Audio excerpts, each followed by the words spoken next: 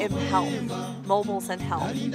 You can't invest only in doctors or health systems. You must invest in a total package of public health. And the vision is a world on the alert and able to detect and respond to infectious diseases using most up-to-date technologies. WHO and Vodafone and the UN Foundation have moved ahead in providing handheld devices to public health and other workers in developing countries that are providing real-time information on infectious diseases.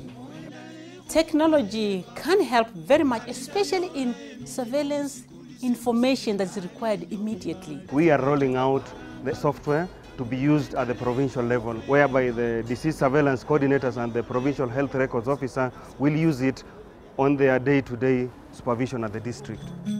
And we've seen significant progress. If you just think about health records, we used to see paper, and now with handheld devices, you can get millions of people's records in a day onto these handhelds, which saves lives and moves faster and lets us do our work better. Now the infrastructure in the country is being broadened so that the wireless communication is widened in many areas. So any person who is using the PDA apparatus can also directly send an information using the PDA if the PDA apparatus is having that extra benefit. The flow of information will be much faster, and the utilization and the feedback system will improve.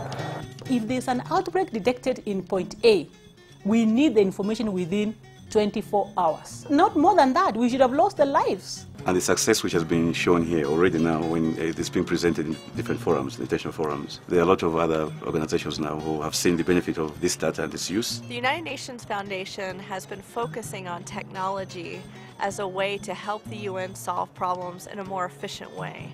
From mobiles to handheld devices to hardware to software, we think that there are ways for emerging economies to skip generations in technology and move forward faster and do their work better.